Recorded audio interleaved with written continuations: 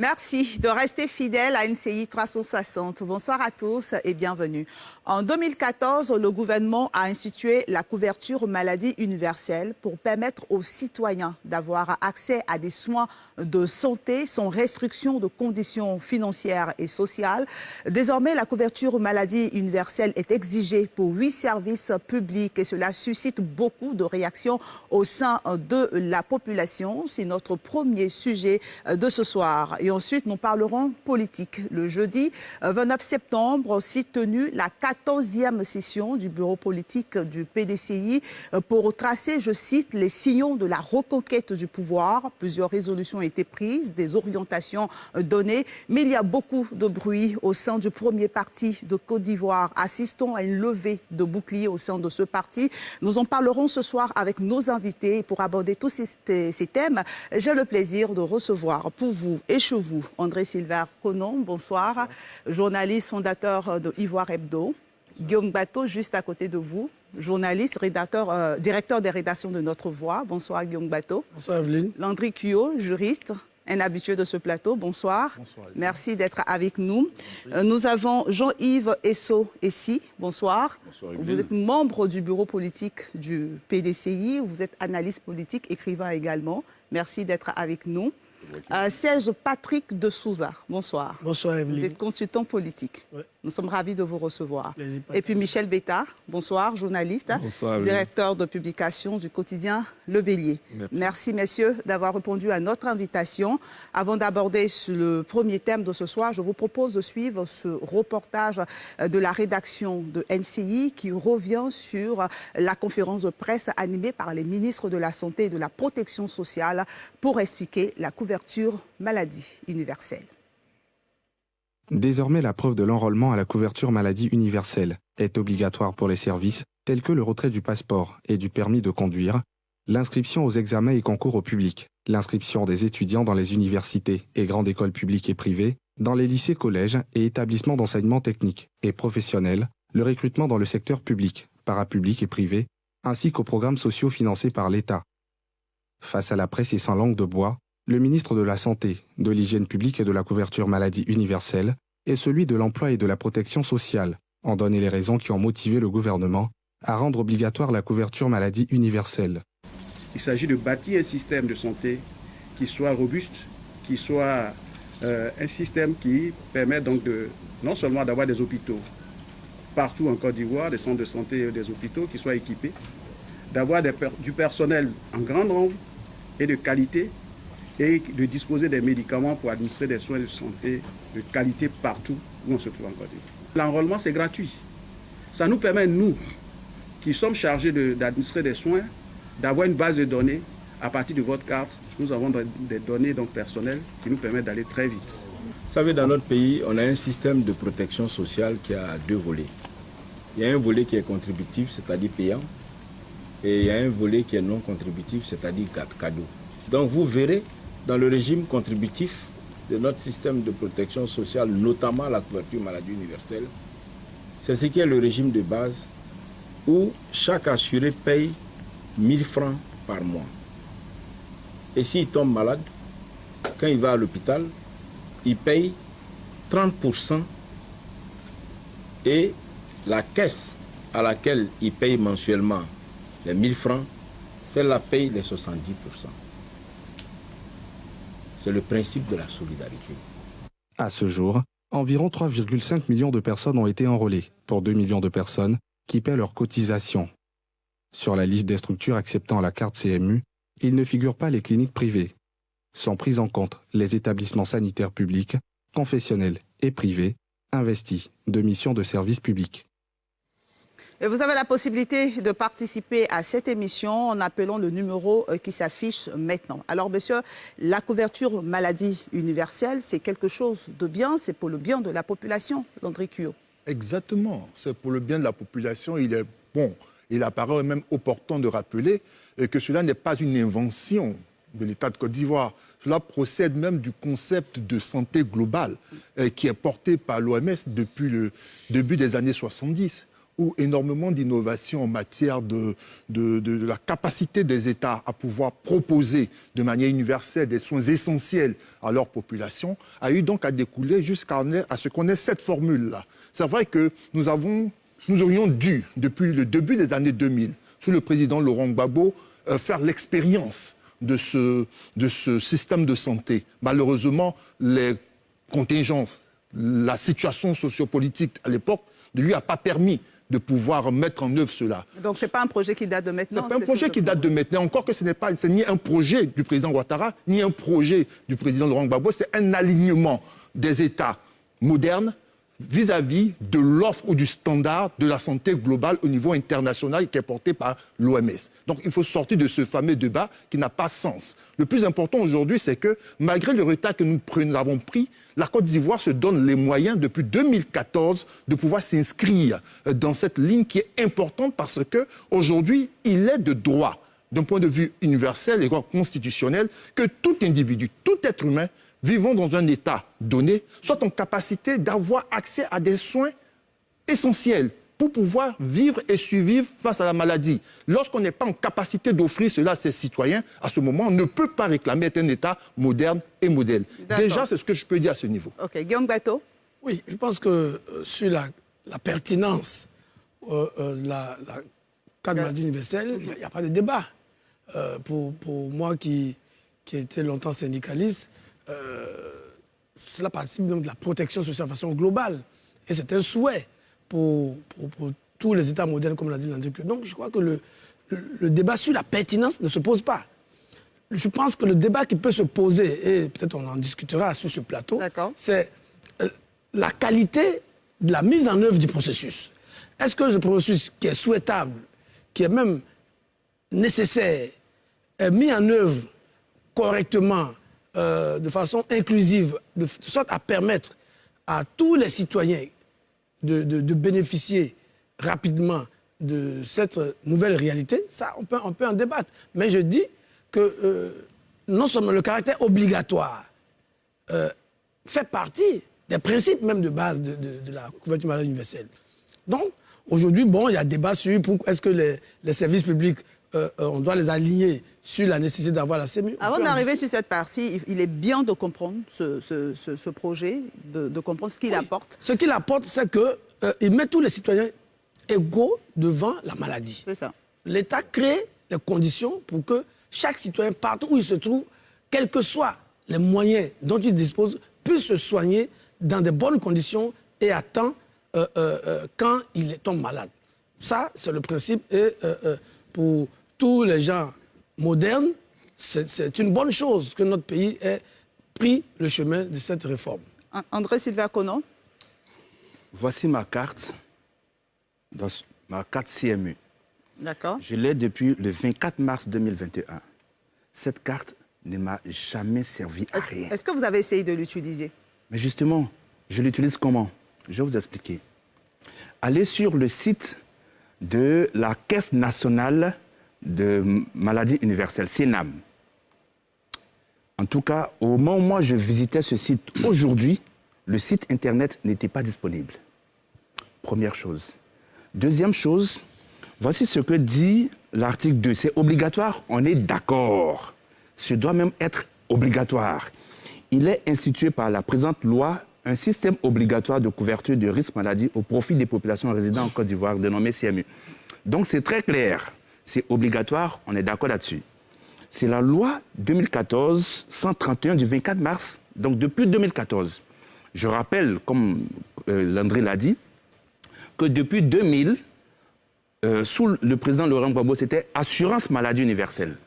Aujourd'hui, bon, ça fait 10 ans sans qu'on ne voit, sans qu'on obtienne même de carte. Aujourd'hui, on a une carte. Moi, je veux avoir des soins par rapport à ma carte de CMU. Mais je ne vois pas. Il n'y a pas, parce que pour que cela puisse être fait, il faut que ceux qui gèrent la CNAM, donc M. Karim Bamba, qui a été nommé avant ses ministres, il a été nommé bien avant ses ministres. Donc, moi, c'est cette structure que j'indexe directement. Il faut qu'on me dise la liste des prestations qui sont couvertes. C'est la loi, tu l'as dit, article 7. Il faut qu'on me dise les prestataires de services. Mais je ne trouve pas. André Sylvain-Kono, avant de passer la parole aux autres, vous avez présenté votre carte, donc un peu personnalisé, votre intervention ce soir. Est-ce que vous avez utilisé cette carte dans un centre de santé? Est-ce que vous êtes parti présenter votre carte? Parce que pour aller... Je vais vous montrer une deuxième carte. Ça, c'est ma carte privée de la MS Média. MS Média, c'est une assurance faite par les journalistes eux-mêmes. Avec cette carte, qu'est-ce qui se passe? MS Média me donne un répertoire de centres de santé, de cliniques privées, d'hôpitaux publics, de pharmacies, de cette paire de lunettes, c'est par rapport à mon assurance privée de la MS Média. Mais je n'ai pas ce répertoire, je vais où? Voilà, qu'on me donne le répertoire déjà pour que j'aille me soigner là-bas. D'accord, je ne vais pas rester sur vous, sinon j'aurais demandé est-ce que vous avez cherché à l'avoir. Je vais me tourner vers M. Esso, ici, qui est avec nous ce soir, notamment sur le caractère important d'avoir une couverture maladie universelle dans notre pays. Tout à fait, merci beaucoup de me donner la parole. Comment un homme normal pourrait refuser une couverture gratuite? C'est pratiquement impossible qu'on puisse être contre la couverture maladie universelle. Le problème qui se pose, et d'ailleurs avec les interventions des uns et des autres, je vois que on est tout à fait en phase. Le problème qui se pose, c'est l'effectivité de cette carte. André Sylvain-Kono, mon ami et jeune frère, a fait exactement comme moi. J'ai ici ma carte de CMU depuis 2016. Alors, je me suis enrôlé en 2015 et je l'ai eu en 2016. Donc, un an d'attente. Et j'ai ici ma carte personnelle qui me donne, comme il le disait tout à l'heure, une liste de pharmacies, de soins, de soins optiques, etc., qui puissent me permettre d'aller présenter cette carte. Donc, pour résumer, c'est très simple. Nous avons une CMU qui ne fonctionne pas. Alors, on cherche à avoir un taux d'enrôlement à peu près de 70%, je pense, sinon plus. C'est une bonne chose. Moi, je dirais même qu'il faut aller jusqu'à 100%. Mais on ne peut pas se permettre de pénaliser, de sanctionner les populations du fait de son incapacité à répondre à la demande du citoyen. Voilà. C'est ça mon problème. On oblige un Ivoirien à avoir sa carte de CMU pour avoir son passeport, son permis, passer les examens et concours, s'inscrire aux universités, collèges, lycées, grandes écoles, pour le recrutement dans le public et dans le privé, pour les programmes sociaux. Moi, j'aurais été complètement en phase si jamais on avait terminé la stratégie de déploiement des différents centres de santé, la stratégie de déploiement de cette carte, j'aurais été à l'aise. Mais dans la conférence de presse qu'on a vue tout à l'heure, des ministres nous expliquaient le caractère progressif des mesures qui sont mises en place. Mais il n'y a pas de souci pour ça. Mais dans ce cas, allons dans un caractère progressif d'enrôlement. N'obligeons pas les populations à cotiser 1000 francs par mois. Soit dit en passant, il y a actuellement, avec des chiffres que j'ai eus, 3 500 000 personnes enrôlées au jour d'aujourd'hui. Donc ça fait que tous les mois, la CNAM a quand même 3 milliards 500 000 tous les mois. Et on a des problèmes pour justement profiter de cette carte. Moi, je l'ai depuis 2016, je ne l'ai jamais utilisée. D'accord, je vais donner la parole à Serge Patrick de Souza, mais j'ai envie de dire, encore faut-il prouver que les gens sont véritablement prélevés. Parce qu'il y a aussi le caractère des personnes qui ont la carte, mais qui ne sont pas prélevées véritablement. Le prélèvement se fait à la base. D'accord, Serge Patrick de Souza. Je pense que c'est quand même difficile d'imaginer qu'une population refuserait d'avoir accès à des soins gratuits. Ça n'existe pas, en fait, de mon entendement, ce n'est pas possible. Mais le débat se situe où? Dans le mécanisme, dans l'exécution du programme. Il n'y a pas de... C'est-à-dire qu'on ne peut pas demander à des populations de souscrire à un programme alors que ceux-mêmes qui ont fait l'expérience avec des preuves disent que ça ne sert à rien. Et c'est tellement vrai et juste que on n'arrive pas véritablement à expliquer aux populations, mais le fonctionnement de la couverture maladie universelle, moi je vais essayer d'expliquer un peu comment ça fonctionne. Allez-y. C'est tout simple. Il y a deux régimes. Il y a le régime de base, c'est-à-dire dont la cible, ce sont les salariés, les fonctionnaires, qui eux sont prélevés à la base à hauteur de 1 000 francs. Et il y a le régime des indigents qui, eux, bénéficieraient gratuitement. Et le montant qui est mobilisé est reversé au niveau de la Caisse nationale de l'assurance maladie. OK, jusqu'à là, tout va bien. Mais en la pratique, comment ça se fait? J'ai parlé avec un médecin qui me dit que les laboratoires et les pharmacies qui sont censés travailler dans ce processus-là n'ont même pas à disposition le stock nécessaire des médicaments. Ce n'est pas possible. Par exemple, pour faire seulement le test de sang, voilà. Il y a le réactif, souvent quand ils vont, ça ne va pas. Et le programme a été lancé dans la phase pilote en 2014, si j'ai la bonne mémoire, à l'université d'Angui à Bourgois, avec le premier ministre Père Assonam Gon Coulibaly. Et initialement, c'était de pouvoir atteindre 15 000 étudiants parce que le programme pilote, c'était les 15 000 étudiants. Au début, ça fonctionnait bien. Après, ils ont prolongé à un an et demi et ils ont rendu le processus effectif. Mais moi, je pose la question. Pour le système de sécurité sociale que nous avons avec la MUGEFSI, avec la CNPS et la CGRAE, on demande encore à des fonctionnaires de cotiser pour des personnes qui doivent se faire soigner. Et dans cette chaîne de solidarité, on n'arrive pas à satisfaire, je veux dire, ceux qui sont censés être des indigents. Et la question par derrière, c'est qui sont ces indigents-là? Selon les chiffres de la Banque mondiale, le taux de pauvreté en Côte d'Ivoire, notamment en zone urbaine, a baissé de 39%. Mais en zone rurale, ça a augmenté de plus 2,5%. Donc les indigents se trouvent là-bas. Comment expliquer à ce vieux-là? Oui, il faut forcément t'inscrire pour pouvoir bénéficier d'un soin. En fait, c'est ça le problème. Voilà. OK, on note bien. Michel Betta. Bon, tout le monde est unanime que ce processus, ou du moins cette carte mutuelle d'assurance, est la bienvenue. Moi-même, je suis étonné qu'on passe de assurance maladie à CEMU. On pourrait garder le même nom, on n'avait pas besoin de changer, puisque c'est le même objectif qu'on poursuit. Seulement que mais c'est dans la mise en œuvre. La mise en œuvre, il faut le dire, pour ceux qui connaissent les plateaux techniques, sont en deçà des espérances qu'on peut porter sur ce projet-là. Aujourd'hui, la grande question, c'est comment on fait pour atteindre le niveau de démarrage effectif de cette carte mutuelle d'assurance. Effectivement, que les populations puissent en profiter. Parce que dans nos centres de santé, ce n'est pas encore utilisé. Tu vas même dans les hôpitaux de notre quartier, ce n'est pas encore utilisé, malheureusement. Donc on se dit, jusqu'à quand? C'est la grande question. Jusqu'à quand on pourra effectivement utiliser cette carte mutuelle d'assurance? Moi, je pense que c'est ça, là où ça se situe, la grande préoccupation. D'accord. Landry Cuot et ensuite André Silver-Conon. Non, on ne peut pas non plus nier l'évidence. Déjà, je relevais même, avant même que on soit sur le plateau, qu'il y avait un problème pédagogique. Vous savez, pour la mise en place de la couverture maladie universelle, c'est une loi et une dizaine de décrets. Mais je mets au défi quiconque sur le plateau en capacité de citer cette dizaine de décrets-là. Ça veut dire qu'il y a toute une batterie législative et réglementaire qui est mise en place parce que c'est un processus qui est lourd. Il est lourd, il est important, d'autant plus qu'il constitue, au-delà de la promesse électorale, un maillon essentiel même de la politique dite de la Côte d'Ivoire solidaire.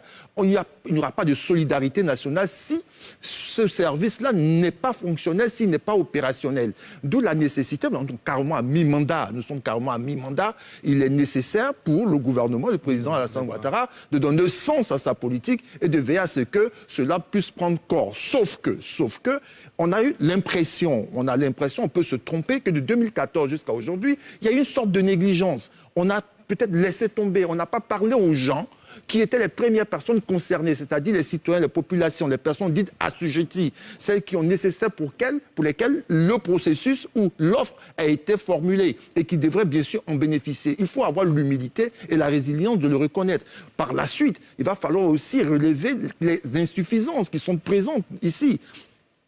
Pour que ça puisse fonctionner, nous sommes aujourd'hui à un taux d'adhésion... De 3 millions. Non, on a 12%. 12-13%. 12-13%. Tous les spécialistes sont d'accord pour qu'il y ait ce démarrage-là effectif et qu'en termes de soins ou en termes de prestations, il y ait quelques satisfactions, nous puissions aller au-delà de 20%. Mais pour pouvoir arriver à cela, peut-être qu'on trouve la solution de pouvoir faire de la preuve de l'enrôlement une exigence pour certaines demandes essentielles pour la vie des citoyens, mais à ma foi, c'est un peu trop brutal. Il faut une démarche pédagogique, il faut pouvoir parler aux gens et comprendre qu'il est nécessaire de leur expliquer ce que c'est et surtout apporter les preuves tangibles que nous pouvons répondre de manière certes progressive mais effective à la demande des Ivoiriens de pouvoir se faire soigner de manière efficiente dans les différents centres de santé. D'accord, on note bien cet avis de Landry Cuot. André Sylvain Pour moi, il faut que les choses soient très claires.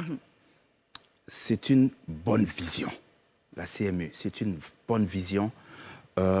Et il faut aussi relever le fait que moi, j'ai envie de cotiser.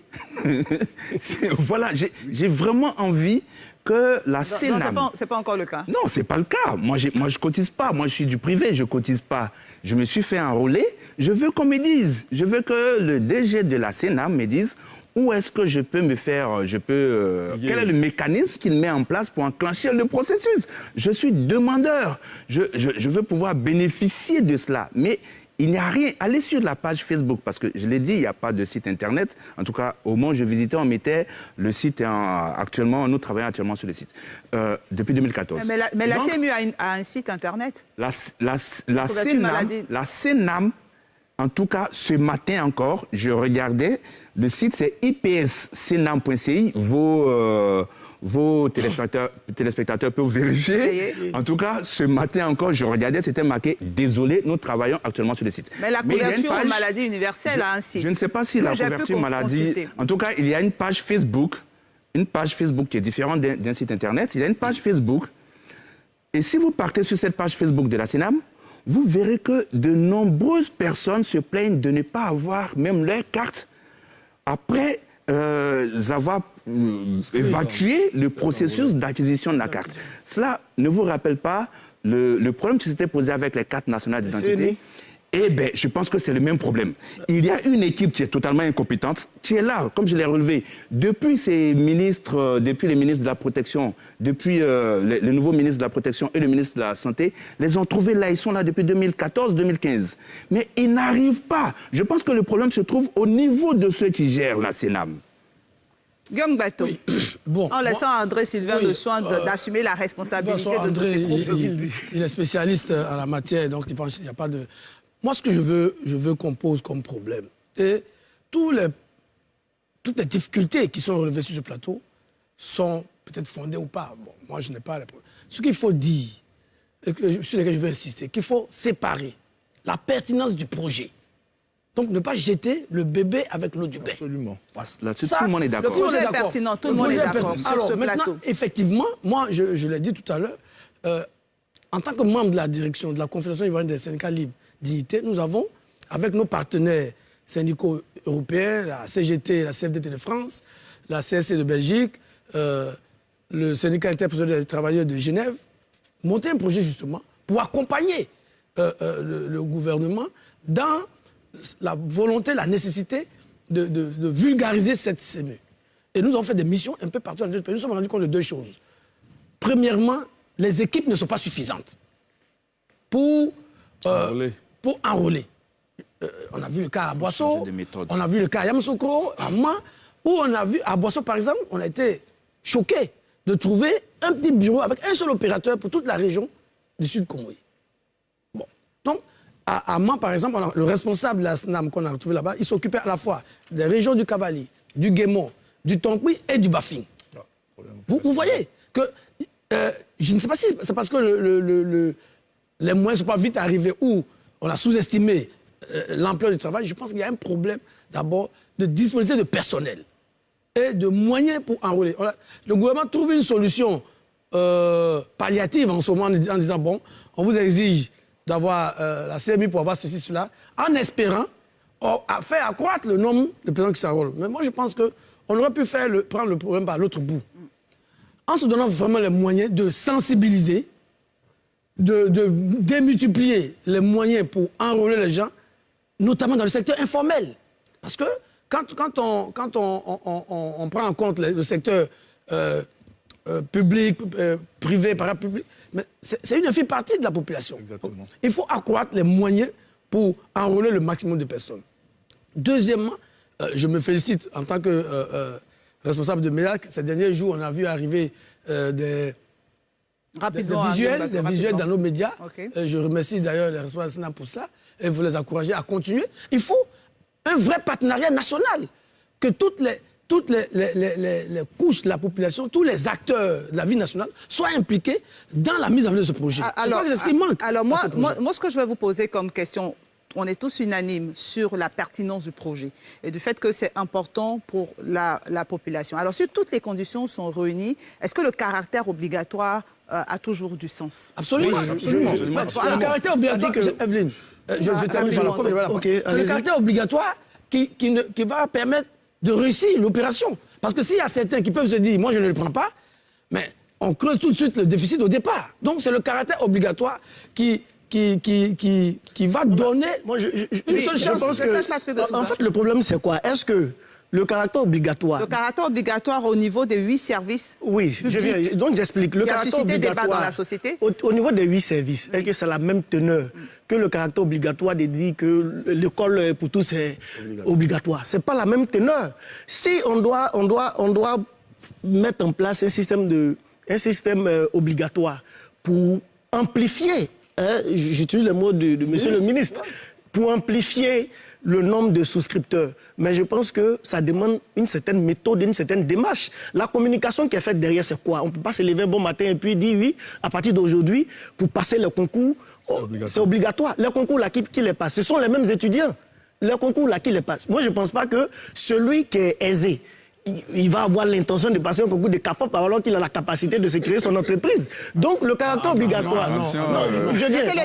Laissez-moi terminer. C'est discutable. Oui, c'est discutable, mais je vous explique. Je fais cette image pour dire quoi? Pour dire tout simplement que lorsqu'on veut rendre un tel service obligatoire, la démarche et la communication par derrière, quand cette démarche est bien exécutée, les populations vont aisément sans qu'il y ait, sans être contrées. Parce que la contrainte qu'elle est mal perçue, c'est ce qui pose problème. Voilà. Alors, moi, personnellement, je dis, quand on observe la réaction des populations après le caractère obligatoire de la carte, ils se disent comme ça que il n'y a pas longtemps, le gouvernement a augmenté les salaires des fonctionnaires et de l'autre côté, il veut prendre à ce qu'il a augmenté. Bref, ça veut dire que ça a été tellement mal coordonné, cette volonté d'obligation maintenant là, que certains se posent des questions qui certainement ne sont pas aussi pertinentes, mais qui ont leur sens quand même. Il ne faut pas donner l'impression qu'on veut reprendre ce qu'on a donné. Je pense que dans la mise en place de ce genre de choses, il faudrait que nos gouvernants nous respectent un petit peu, aient un peu plus d'humilité et revoient leur copie. Vous savez, ça me fait penser, quand on parle de la CMU, ça me fait penser à un jeune homme célibataire qui cherche une épouse. Et devant lui se présente une belle jeune fille, vraiment parfaite, comme il faut. On n'a pas besoin de dire au jeune homme de faire la cour à cette dame. Mais quand une autre fille qui arrive, qui ne correspond pas à ses attentes, qui est, on va dire, moyenne, je ne vais pas dire moche parce que je ne veux pas être méchant, et qu'on oblige le monsieur à épouser la dame, c'est qu'on a échoué, c'est qu'il y a un problème. Le problème de la CMU, c'est exactement ça. Moi, j'ai entendu quelqu'un sur le plateau dire j'ai envie de cotiser. Mais moi également, j'ai envie de cotiser. J'ai envie d'être fier d'arriver quelque part avec ma carte et avoir tous les services. Mais pour me permettre on n'a même pas besoin d'avancer ce caractère obligatoire. Dès le moment où on essaie de rendre obligatoire quelque chose qui ne devrait pas l'être, c'est qu'on a échoué. À mon avis, si jamais on arrive à séduire, on arrive à sensibiliser la population, mais elle va courir pour aller prendre la carte. On aura plus besoin D'accord, beaucoup de réactions en face. Sur le caractère obligatoire. Le caractère obligatoire est consubstantiel au projet. Ça, depuis la loi déjà. Article 2. Voilà, parce que ça, je crois qu'on ne se comprend pas bien. Le caractère obligatoire est consubstantiel au projet. Et partout dans le monde où ce type de projet est mis en œuvre, il est obligatoire. Ce que le gouvernement vient de décider, c'est de se donner les moyens d'amplifier ce caractère obligatoire. Ça, c'est une autre étape. Donc, c'est pas parce que le gouvernement a dit hier qu'il devient obligatoire. Non, depuis 2014, même depuis l'ancienne loi sur l'AMU, il était obligatoire. On est entièrement d'accord sur l'article. Mais ce qu'on n'arrive pas à comprendre, dans l'exécution, est-ce que c'est pareil? C'est qu'au-delà du caractère obligatoire, on pénalise une population pour avoir l'obtention de cette carte. D'accord. Et ça, c'est on va le autre laisser chose. terminer rapidement. Et ça, c'est autre chose. On peut dire quelque chose d'obligatoire, mais on ne peut pas imposer la présentation de cette carte pour tous les services qu'on a cités précédemment. C'est une option. Ok, d'accord. André Sylvain Conan, ensuite André Clio. D'accord. En fait, l'article 2 de la loi de 2014 institue le caractère obligatoire. Là-dessus, on est d'accord et je suis d'accord avec. On est tous d'accord dessus. Cependant, je pense que la meilleure façon d'inviter les populations à adhérer au projet, c'est de leur présenter les services. Voilà. Exactement. C'est aussi simple que cela. Exactement. C'est-à-dire que moi, aujourd'hui, comme je l'ai dit, ma carte privée me coûte un peu plus cher. OK? Mais voyez-vous, le jour où on me dira qu'il suffira pour moi de payer 1000 francs pour pouvoir changer mes lunettes, pour pouvoir avoir accès à des soins, je vais courir. Voilà, donc, pour moi, il n'y a même pas besoin de faire tout cela. Vous voyez, j'étais à Nzianois, il n'y a pas encore longtemps. J'ai vu une grande pancarte comme ça, où la CNAM, encore, disait « Je suis planteur, avec la CMU, je ne mourrai plus de maladie ». Mais c'est une publicité mensongère. Parce que le planteur, jusque-là, il ne bénéficie pas de cela. Pourtant, si vous faisiez en sorte qu'il bénéficiait de cela, vous n'aviez même pas besoin de faire cette publicité mensongère. André Clio.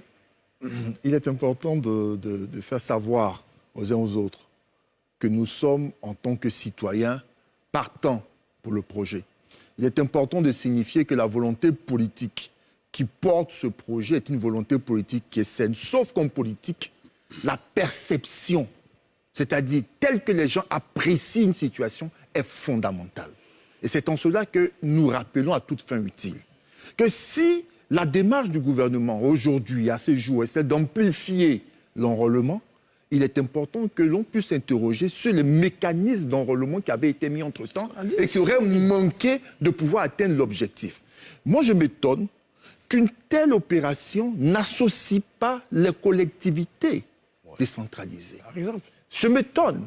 Pourquoi? Parce qu'en Côte d'Ivoire, c'est au moins 31 régions, 14 districts, 109 départements, 509 sous-préfectures.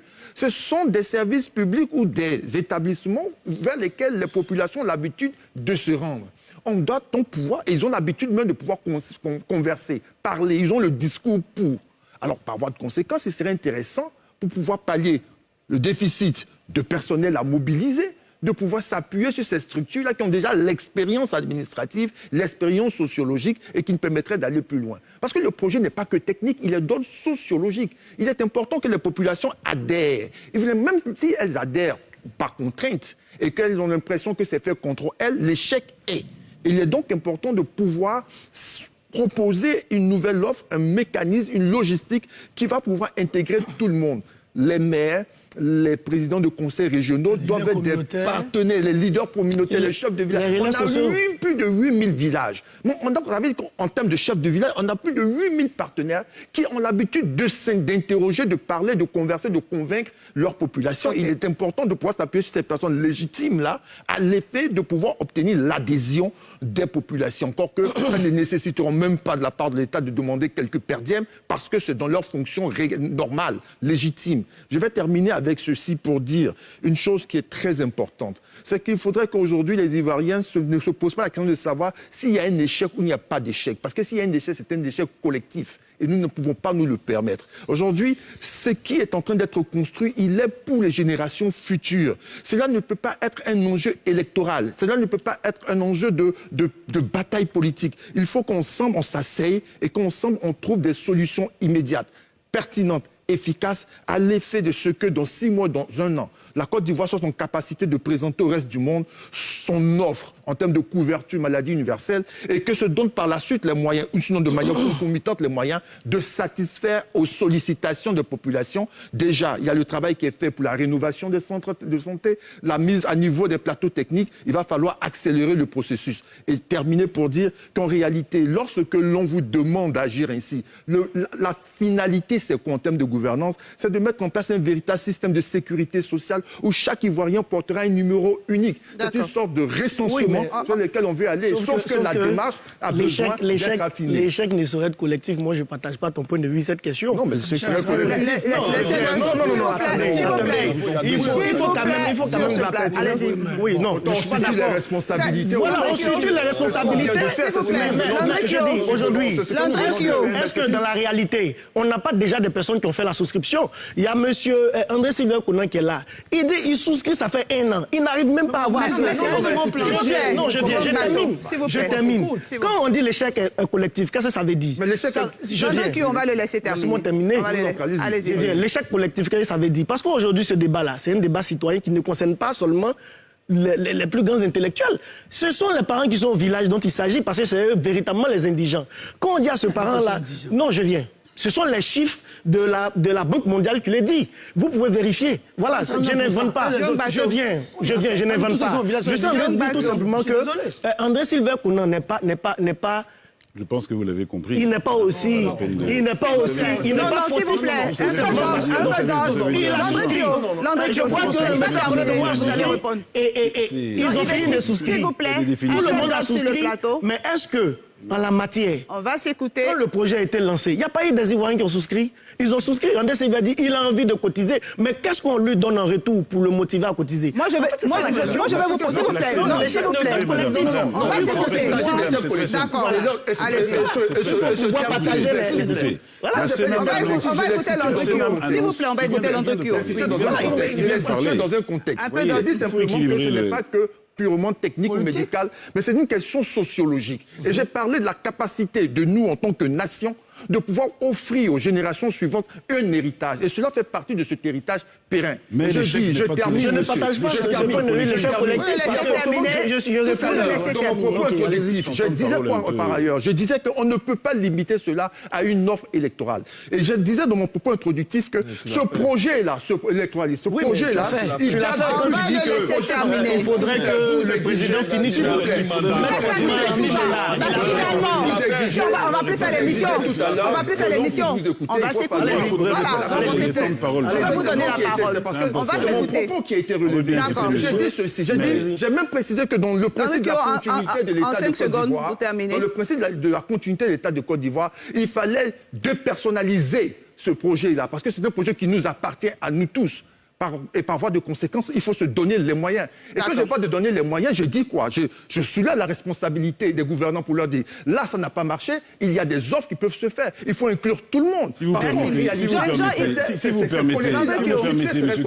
laissez-moi vous donner la parole. Je distribue la parole. Je vous donne la parole. Allez-y, je vous écoute et en même temps, je vous demande d'aller aux solutions. Parce que c'est vrai, il faut que le débat soit constructif. Si vous permettez. On décrit des choses, mais il faut qu'on propose également. Allez-y. Ce n'est pas celui qui parle le plus fort qui a raison. Il faudrait qu'on personne ne l'a dit. S'il vous plaît, Landry Kyo. Mais écoutez, ça fait... J'ai droit à la parole. Landry Kyo, s'il vous plaît. 80%. Laissez-moi répondre. Landry Kyo, s'il vous plaît. Voyez, bon, si je n'ai pas le droit de le faire. S'il vous plaît, Landry Kyo, merci. On vous a écouté religieusement. Non, pas religieusement, c'est pas vrai. Je vous demande de nous écouter de la même façon. Si on parle fort, je ne sais pas si vous serez vainqueur. Allez-y, s'il vous plaît, c'est votre Vous savez, la CENAM annonce le 31 décembre 2021 que 3 500 000 personnes ont été enrôlées dans la CMU, dont 2 300 000 cartes distribuées et seulement 200 000 personnes ont bénéficié des prestations des soins de santé. Sur 1 400 000 personnes identifiées indigentes, alors tout le monde sait ce que ça veut dire, je ne vais pas le définir, seulement 12%, c'est-à-dire 164 000 personnes, disposent d'une carte de CMU. Et moins de 1%, c'est-à-dire 2 178 personnes, ont bénéficié de soins. Vous voyez un peu, ça explique clairement qu'il y a un gros souci au niveau de l'efficacité. Et quand M. Kyo nous parle de responsabilité partagée, mais je comprends que mon voisin saute au plafond et ne soit pas d'accord. Vous savez, dans l'application de ce genre de choses, chacun a ses responsabilités. Chacun doit avoir ses responsabilités et ensuite, assumer les erreurs. La population est prête à acheter la carte. La population est prête à cotiser. La population est prête à profiter de tous les services qui sont offerts par la carte. Nous demandons aux gouvernants de nous proposer un système qui nous permette de profiter de ce dont la carte... D'accord. Et alors, pour nous permettre d'évoluer dans le débat, moi, je vais vous demander vos solutions, vos propositions, de sorte que ce débat soit constructif. On a dénoncé certaines choses, mais qu'est-ce qu'on propose? Moi, j'ai une proposition qui est très simple. Arrêtez d'obliger les gens, arrêtez de contraindre les populations pour vos incapacités. Faites le travail. Laissez les gens s'enrôler tranquillement. Quand vous êtes prêts, mettez les obligations. C'est la première solution. Vous allez voir que personne ne se plaindra. Faites votre travail. Donnez-vous 4, 5, 6 ans, ce que vous voulez.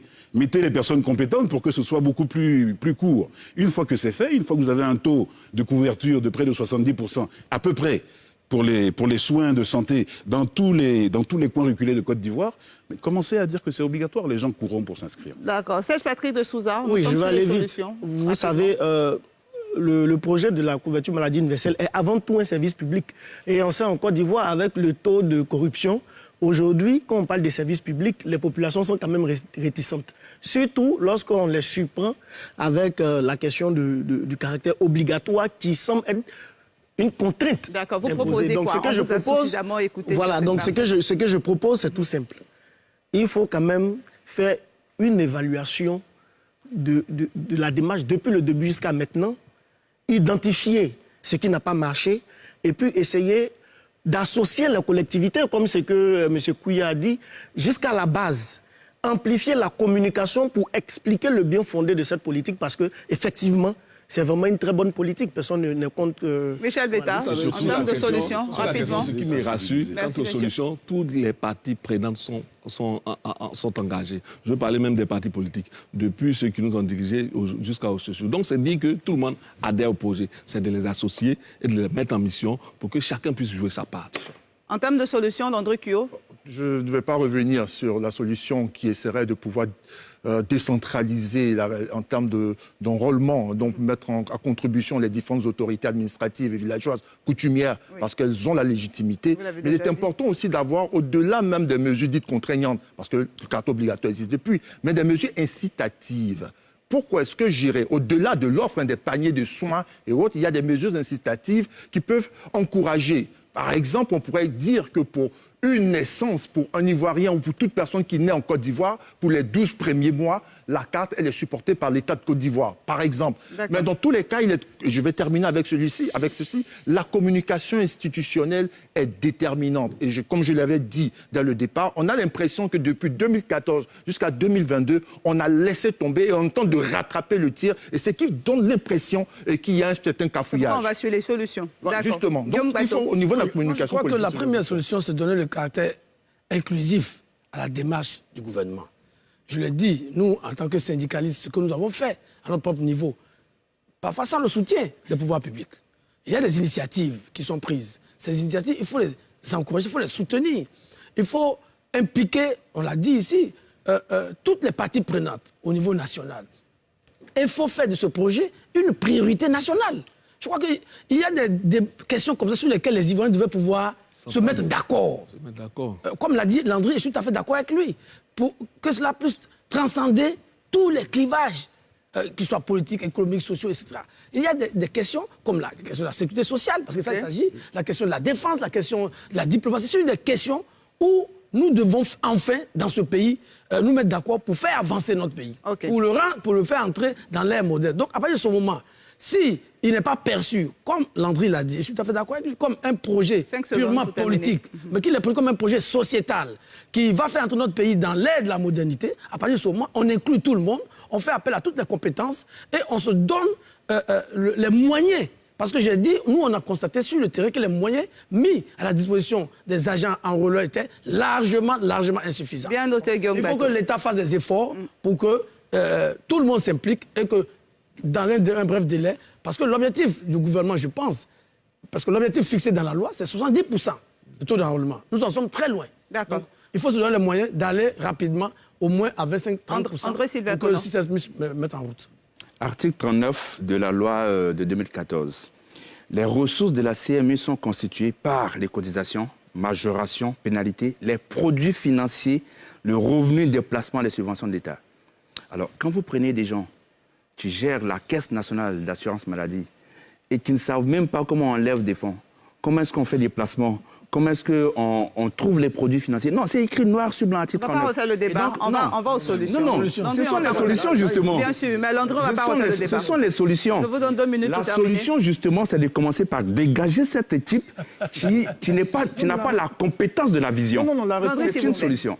Non, je vais l'aider. S'il vous plaît, non, mais vous allez le laisser terminer. Non, c'est juste pour dire, cher Aîné, c'est juste pour dire qu'il a été prévu que ce soit, par exemple, la CNPS qui a l'expérience en la matière, la CEGRAE, donc ces structures-là qui sont en charge de pouvoir... D'accord, Landry, merci. Donc, s'il faut indexer, c'est à ce niveau-là. D'accord. Donc, on va faire juste une courte pause et poursuivre ce débat.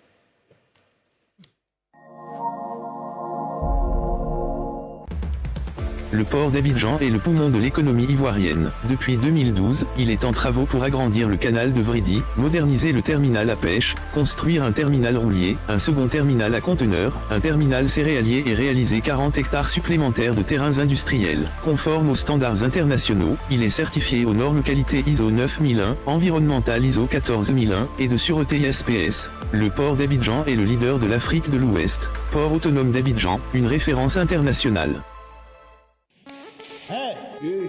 Allume ta radio.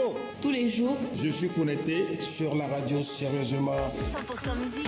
Décalé. Ma radio, c'est Nostalgie. Ma nostalgie. J'aime Nostalgie. La radio, sérieusement. Décalé. Nostalgie. First numéro 1. Sur l'exclusivité. Nostalgie radio allumée. C'est nous les boss. Nostalgie, the best. Il y a des jours où vous vous dites aujourd'hui je l'ai bien mérité, commandez sur Glovo. Les jours où ça dure plus longtemps que prévu, et si on commandait sur Glovo? Les jours où tout vous échappe.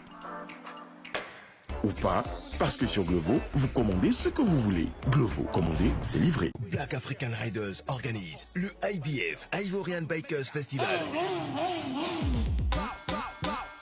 Du 11 au 16 octobre 2022, à la place Jean-Paul II de Yamoussoukro, dans une ambiance de foire. Venez participer au plus grand rassemblement de motards en Afrique, avec plus de 3000 motards venus de toute l'Afrique de l'Ouest. Au programme, le marché de la moto, concert géant avec les artistes du moment, le ride de la sécurité, visite de sites touristiques, parades et campagnes de sensibilisation, divers concours avec le Grand Prix IBF. Partenaire média officiel, NCI, la nouvelle chaîne ivoirienne. Motard un jour, motard pour la vie. Tu veux accéder aux jeux de la Lonacy en ligne? Lonacy Online, la plateforme de jeux entièrement digitalisée, est accessible 24 heures sur 24. Tape le code USSD étoile 590 dièse sur ton clavier ou www.lonacyonline.ci dans ton navigateur et gagne en toute simplicité. Lonacy Online, partout et tout le temps. Lonacy, on a tous une bonne raison de jouer. Le ministère de la Communication et de l'Économie numérique et la Société ivoirienne de télédiffusion IDT, en collaboration avec l'Institut national de statistique INS, informent la population ivoirienne que les agents sillonneront les ménages pour une étude sur la télévision numérique terrestre, TNT, sur toute l'étendue du territoire national. Nous vous prions de leur réserver un bon accueil. Infoline 1307.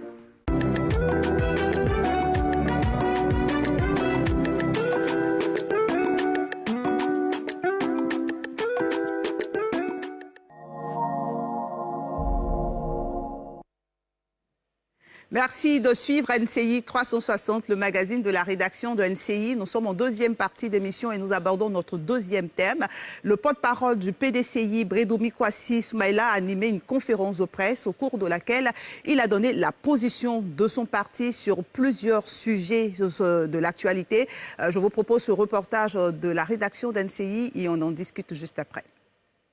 Le coordonnateur général de la cellule de communication du PDCI RDA a abordé plusieurs questions au cours de cette conférence de presse. Il est notamment revenu sur le 14e bureau politique, dont il a analysé et décrypté le bilan. Le porte-parole du président du parti septuagénaire a également donné la position de sa formation politique sur les élections dans les commissions électorales indépendantes locales, sans oublier les difficultés de commercialisation des produits agricoles et l'actualité socio-économique. L'honorable Bredoumi a aussi dénoncé l'imposition de la carte CMU, une décision qui, selon lui, est anticonstitutionnelle.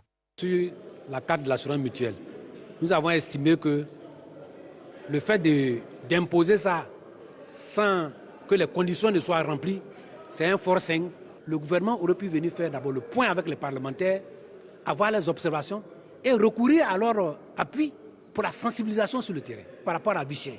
Les Ivoiriens souffrent. On augmente en même temps le prix du carburant, le gasoil et le pétrole lampant, qui sont les produits utilisés par les producteurs. Pendant ce temps, il y a une commercialisation qui est toujours difficile sur le terrain. On fixe les prix et on n'arrive pas à les respecter. Ça, c'est un gros problème que nous dénonçons. L'honorable Brédoumi Kwasi Soumaïla, pour l'occasion, était entouré de certaines têtes fortes du PDCI RDA, notamment Georges-Philippe Ezalé, le secrétaire exécutif par intérim, et le professeur Niamke Kofi. Retour donc sur le plateau d'NCI 360 pour parler de la maison PDCI, une maison en tout cas qui a fait la une de l'actualité, notamment après la tenue du bureau politique. Il y a eu beaucoup de bruit. Je vais commencer par vous, Jean-Yves Esso-Essis. Vous êtes membre du bureau politique. Vous étiez certainement, vous avez suivi le 29 septembre. Que se passe-t-il au PDCI en ce moment? Écoutez, sinon, comment se porte le PDCI? Oui, le PDCI se porte bien. Je suis également inspecteur du parti. OK. Le PDCI se porte bien. C'est un parti, comme son nom l'indique, démocratique. Nous avons tenu un bureau politique à Daoukro qui s'est passé, ma foi, très très bien. Il y a eu des échanges, beaucoup de discussions. Ce bureau était rythmé, contrairement aux autres auxquels j'ai assisté. J'ai même constaté que, justement, dans les débats, on a eu des avis divergents qui ont fait qu'on a eu une levée de séance. Voilà, c'est-à-dire que la démocratie... Des avis divergents sur quel aspect? Des avis divergents sur un point de nos statuts, sur un règlement de nos statuts. Donc on a échangé. Les personnes, le président Bédier a demandé à ce que chacun intervienne. Donc c'était assez houleux, assez intéressant, démocratique. Et ça a permis, ça a provoqué une suspension de séance. Et à la fin de cette suspension, tout le monde est tombé d'accord sur le consensus trouvé par le président. Donc voyez-vous, le PDC est un parti qui existe depuis 76-77 ans et nous sommes toujours debout. Alors, je vous ai entendu dans l'introduction en disant qu'il y a des levées de boucliers, il y a beaucoup de bruit. Il y a beaucoup de bruit. Hein. Certains estiment que le bureau politique a été un échec, il n'y a pas eu de mobilisation en termes de participation. Certains ne sont pas d'accord avec des décisions qui ont été prises pendant ce Alors justement, mais c'est ça le problème des ondits. Je ne suis pas, je suis pas adepte de l'ondisme. Moi, j'y étais, à Daoukro. Il y avait... Les personnes qui dénoncent également y étaient. Pardon? Les personnes qui dénoncent y étaient également. Ah non, une grosse partie des personnes qui dénoncent n'y étaient pas. Vous savez, moi, j'ai la chance d'être à la fois sur le terrain, mais également sur les réseaux sociaux. Je connais à peu près l'ensemble des jeunes qui font, comme vous dites, du bruit, qui dénoncent. Mais on comprend ces dénonciations. Si vous parlez des dénonciations de la présence des gens au bureau politique, je dis c'est faux, j'y étais. La salle était archi comble. Il n'y avait plus une place assise de libre. On avait combien de personnes sur le nombre de personnes attendues? On avait à peu près 700 personnes, on attendait 650 personnes à peu près. Okay. On est 400 membres du bureau politique, 200 membres du comité des sages, ça fait 600, et puis on avait certains invités. Voilà. Donc la salle était comble. Serge Patrick de Souza, vous êtes consultant politique et vous suivez ce qui se passe au PDCI. Votre regard sur la situation? Moi, je pense que c'est normal pour un parti qui a l'ambition de s'imposer sur l'échiquier politique national. C'est normal qu'il y ait des débats à l'intérieur. Et les débats, d'ailleurs, nourrissent aussi le leadership à l'intérieur du parti et ça permet de renforcer aussi le parti dans son positionnement tant au niveau local, mais aussi à l'échelle nationale. Donc je pense que ce qui est dit, qu'il y a des bruits, je pense que les observations, chacun a son rôle. Hein. Il y a des gens qui doivent critiquer et d'autres pour animer le débat. Mais je pense qu'à l'intérieur du PDCI, il y a quand même des jeunes qui émergent et à cause de cela, c'est normal qu'il y ait ce débat-là. Voilà. Maintenant, après, nous allons entrer peut-être en profondeur, mais pour l'instant... Vous pouvez commencer déjà. Peut-être que je me tourne. Oui, mais bon, je me tourne vers Michel Bétard. Voilà, je ne veux pas m'avancer. Journaliste, vous couvrez des sujets. Est-ce qu'aujourd'hui, il y a un malaise au sein du PDCI? Non, dire qu'il y a un malaise au PDCI, c'est trop dit, mais il y a une dynamique. Il y a une guerre des clans? Non, il y a une dynamique, okay. C'est-à-dire qu'il y a des... On n'assiste pas à une guerre de clans? Non. Non, loin s'en faut, puisque au sortir du bureau politique, vous n'avez pas vu une tête forte dénoncer quoi que ce soit. Peut-être qu'on entend des personnes, mais on n'a pas vu une tête forte. Le PDCI a des personnalités qui sont bien connues, elles sont bien connues. Donc ces personnalités-là, on n'a vu aucune d'elles porter une voix contraire à ce qui a été décidé au bureau politique. C'est vous dire que le PDCI, c'est vrai, il y a une dynamique qui se fait voir, mais c'est dit que ils arrivent quand même à canaliser leurs énergies pour faire avancer leur parti. C'est le plus important, je crois. André Silvekono. Le 5 septembre, le porte-parole du PDCI avait été très clair. Nous partons à ce bureau politique pour deux choses. Une adresse du président Bédié pour donner la nouvelle vision du PDCI, première chose. Deuxième chose, déterminer le dispositif pour l'organisation du 13e congrès. Au sortir du bureau politique, ces deux éléments, ces deux objectifs ne sont pas atteints. Pour vous, c'est un échec? Je ne dis pas que c'est un échec. Première chose, parce que dans le discours du président Bédié, on n'a pas vu la vision. Je pense qu'il a reporté cela, parce que on parlera tout à l'heure du bilan qu'il a demandé, et surtout de la nouvelle stratégie par rapport au bilan, des alliances qui ont été tissées.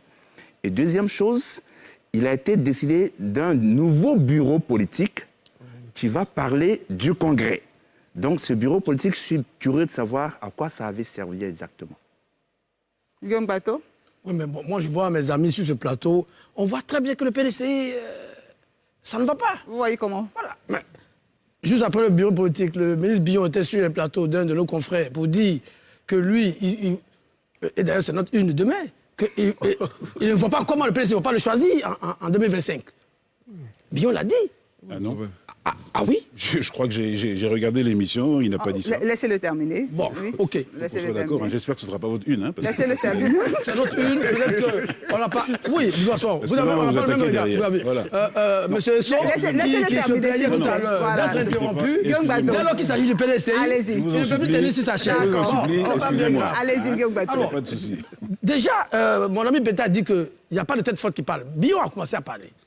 Oh, il ne parlait pas depuis un moment. Peut-être qu'il ne le considère pas comme une tête forte. Non, loin s'en faut. C'est son choix. S'il vous plaît. Moi, je dis, c'est une tête forte qui dit qu'il se prépare pour 2025. Il ne voit pas comment... Mais il a toujours dit, Jean-Louis Billon. Voilà, ah oui, parfois après, discordante par s'il rapport vous plaît. Michel Beta, s'il vous plaît. S'il vous plaît, s'il vous plaît. Pas tous à la fois, on s'écoute, on se comprend. Vous voulez dire que tout va bien. Laissez-moi au moins la possibilité de dire que tout ne va pas bien. Tout ne va pas bien. Voilà, ok. Première des choses. S'il vous plaît. Première des choses. Donc, il y a des têtes fortes qui prennent des positions qui, de mon point de vue, traduisent un certain malaise. Mais est-ce que ces positions sont contraires à la vision du PDCI? Deuxième chose, une des résolutions surprenantes, c'est que avant le bureau politique a préparé le congrès, on lit une résolution qui demande au président Bédié d'être candidat unique.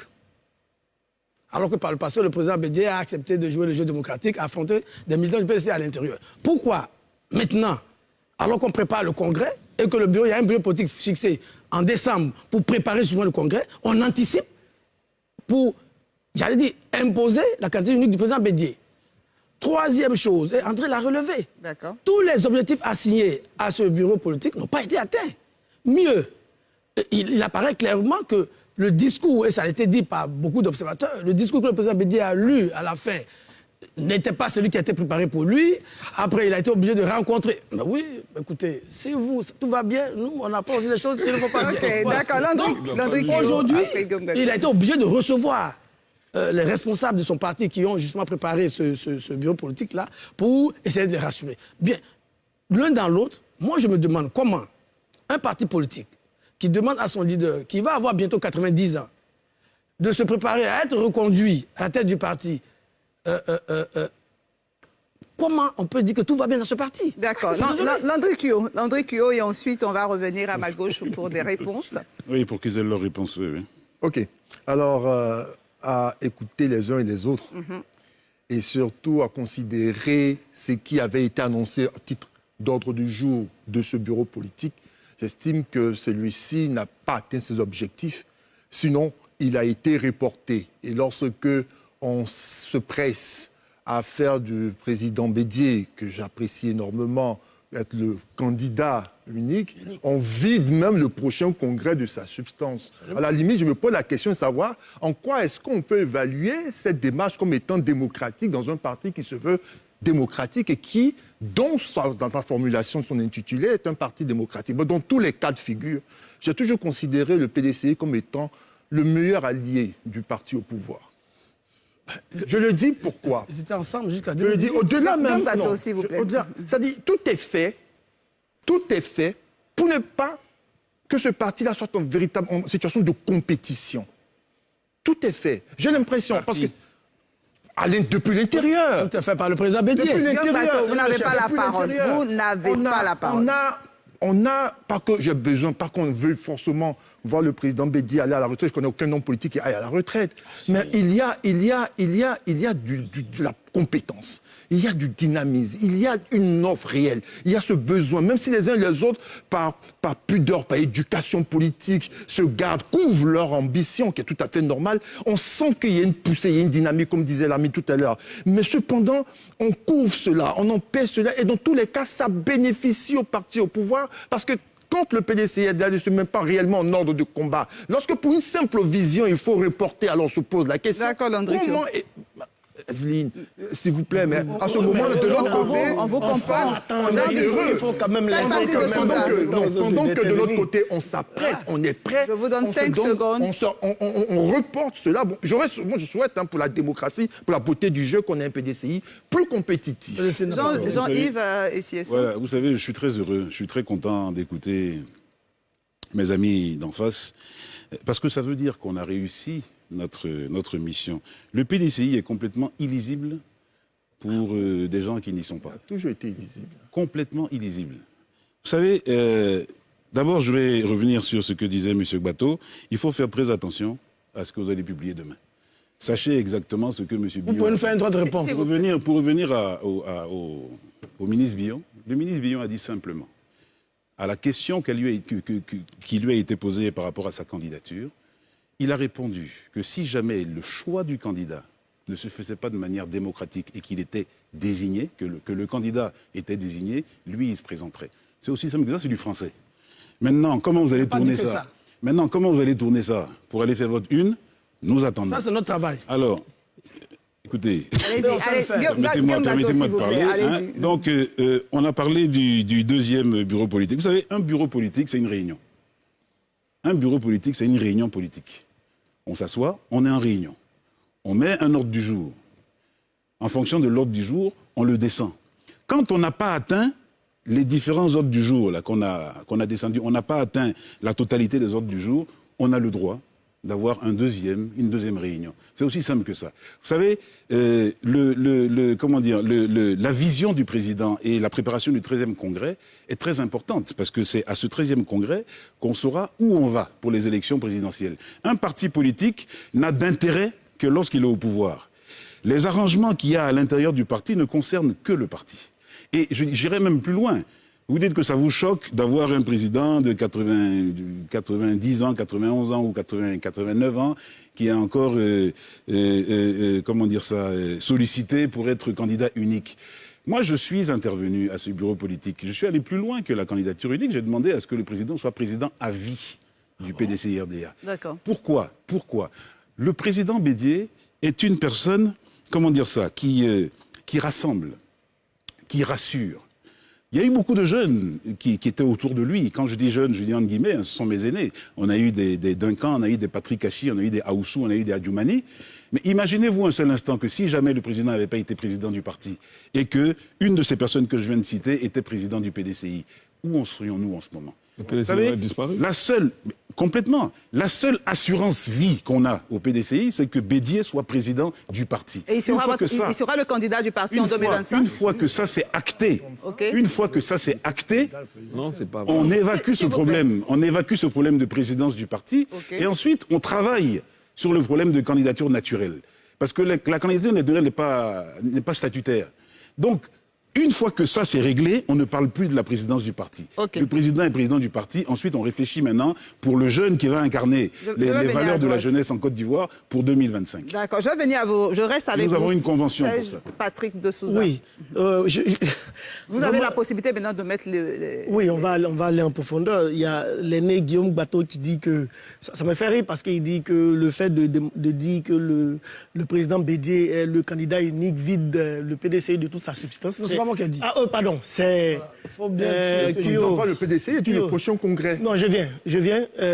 Kyo qui dit que le fait que le PDCI ait demandé au président Bédié d'être le candidat unique vide le PDCI de toute sa substance. Le prochain congrès. Oui, mais le prochain congrès, c'est toujours cela. C'est différent, l'institution et le congrès. Oui, mais le candidat au congrès, je termine. S'il vous plaît. Je termine. Je me demande, est-ce que tu pourras dire pareil pour le RHDP qui, à l'époque, a demandé à ce qu'Alassane soit le candidat unique? Non, ça n'a pas vidé le RHDP de toute sa substance. Donc je pense qu'à ce niveau, je termine. Je veux dire quoi? En fait, un parti politique est une organisation qui a son fonctionnement interne. Et il y a des étapes. L'enjeu aujourd'hui, c'est vrai, c'est le Congrès. Mais si le PDCI estime que pour arriver au Congrès, il y a une autre étape, mais il faut aller à cette étape. Et en plus, ce n'est pas le Congrès qui désigne qui sera candidat. C'est la Convention. Et la Convention s'annonce. Aujourd'hui, l'enjeu, je pense pour ma part, que l'enjeu, c'est 2023 où il y a des jeunes leaders au sein du PDCI qui sont en train de monter en puissance. Et ça se voit, par exemple, à Yopougon. Il y a un jeune Diaoufoué qui travaille, mais qui bouleverse carrément tout ce qui est pronostic au départ. Donc, je vais dire que des leaders comme ceux-là, d'ici 2025, il peut avoir de l'impact. Donc, actuellement, c'est précipité de dire que oui, Bédié sera... Non. Moi, j'estime qu'il y a un problème du parti et ça concerne le PDCI. Et si le PDCI estime qu'ils doivent passer à une autre étape, organiser, renouveler l'organisation d'un bureau politique, bon, je pense que... Voilà. D'accord. Avant d'aller à droite, Michel Betta, je reste à gauche. Vraiment, ils ont presque tout dit. Aujourd'hui, le PDCI a montré qu'il veut faire sa cohésion pour aller à la conquête du pouvoir. Et pour faire sa cohésion, il a trouvé bon de choisir le président Bédié pour le prochain congrès. C'est tout à fait simple quand même. Moi, je pense que presque tous les partis agissent de la même manière. Quand ils ont un leader qui peut faire la cohésion autour de ces aspirations, je pense qu'ils le choisissent en vue de trouver quelqu'un d'autre pour aller à la compétition électorale en 2025. Landry Kyo, je crois qu'il est aisé de faire la différence entre une activité, qui est un congrès, et puis l'institution qu'est le parti. Je suis encore vivant, je suis là, et j'ai dit des choses très claires. Je dis que le fait de désigner ou de proposer au président Bédié d'être le candidat unique, pas en unique, pour la présidence S'il vous plaît, laissez-le terminer. Le congrès. Voilà, s'il vous plaît. Michel Betta, vous n'avez pas la parole. On vous a écouté, s'il vous plaît. Laissez Landry Kyo terminer. Je rectifie tout à l'heure cette manière fort utile que l'on a eu à dire qu'il ne faut pas dire ce que l'autre n'a pas dit. Ce que j'ai dit est clair. Allez-y, d'accord. Je parle du Congrès, je ne parle pas du PDCI en lui-même. Okay. Voilà, parce qu'il faut faire la distinction, c'est très clair. C'est François, on a parlé. Autre chose, et qui est important. Ah oui, allez-y.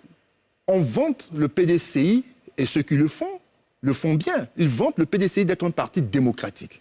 J'ai écouté l'argumentaire. Alors moi, je m'interroge. Je ne me prononce même pas, je m'interroge.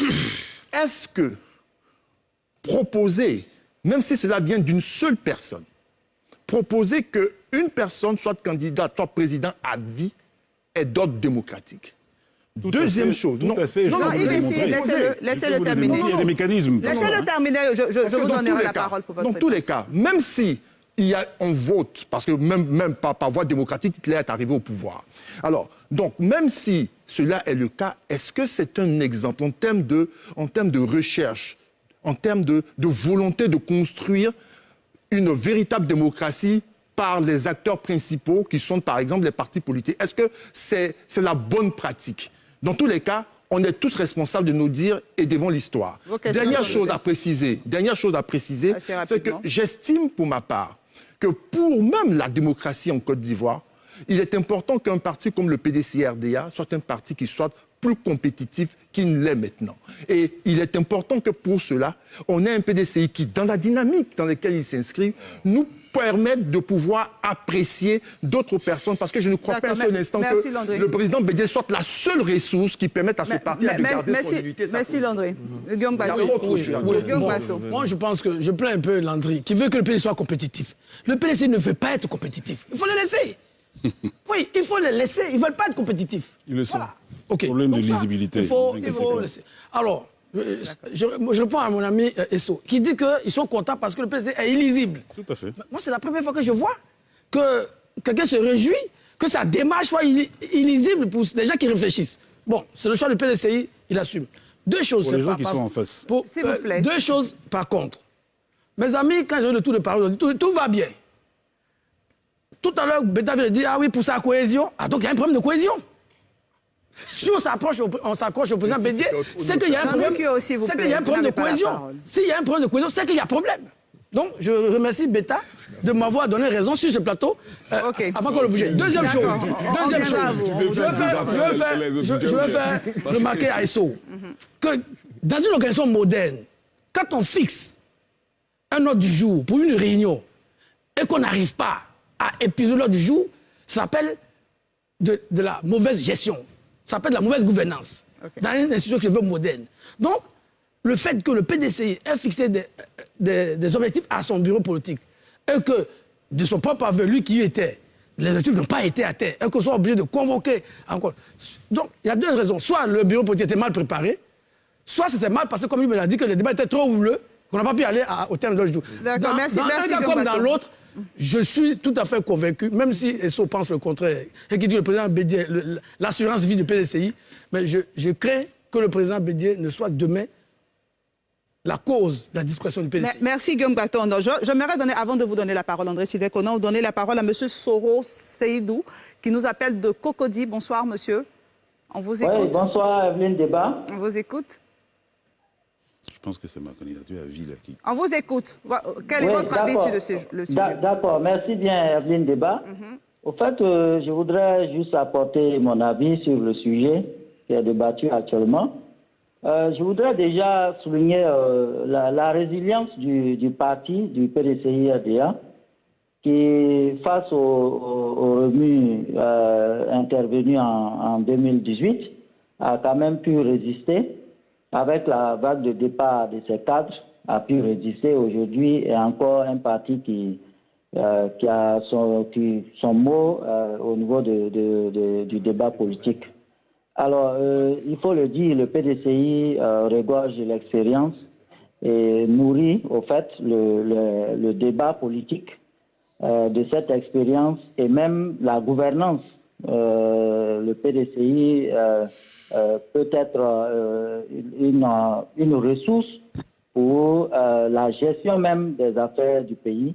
Voilà. Et donc, au fait, l'enjeu aujourd'hui, vous l'avez souligné, c'est l'avenir. Comment construire l'avenir, sachant que les têtes dirigeantes de ce parti sont presque vraiment en fin de vie. Voilà. En fait, ce que je voudrais souligner, c'est que le choix de miser sur les anciens, comme les Bédié, les Allais et bien d'autres, c'est un pari qui, à mon avis, qui est risqué. Oui, c'est clair. Et évidemment, qui a ses avantages, mais qui est aussi risqué. L'avantage, c'est que ce sont des anciens, ils ont de l'expérience, Bédié a de l'expérience, donc il fait l'unanimité au niveau du PDCI. Et donc, il pourrait peut-être constituer le fer de lance de ce parti qui doit conquérir le pouvoir en 2025. OK. Mais c'est un pari risqué, comme je l'ai dit. Ce sont des personnes qui sont en fin de carrière et à force d'être dans le jeu, est-ce que ces jeunes qui sont en train d'émerger, est-ce que finalement on risque pas de les étouffer dans l'œuf? Et le faisant, on le dit, ils ne sont pas à leur premier, ceux qui dirigent. Bédié n'a pas 11 ans, Bédié a 91 ans.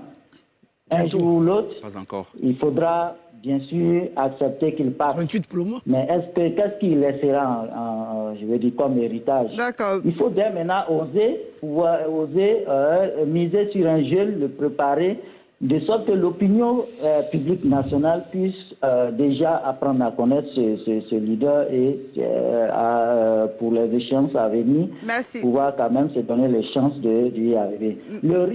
L'avantage, comme je l'ai dit, l'avantage c'est qu'avec ces anciens, et le PDCI renforce la cohésion. Le PDCI pourrait peut-être vraiment en profiter, mais il faut par derrière préparer la relève. Merci, M. Soro. On a bien noté votre avis. Merci votre appel. André Sylvain Conon. Donc, quelque chose s'est passé à ce bureau politique. En dépit de ce qu'on veut faire croire, quelque chose s'est passé, je vais le dire pourquoi. Dans le discours d'orientation du président Bédié, au départ, il est très clair.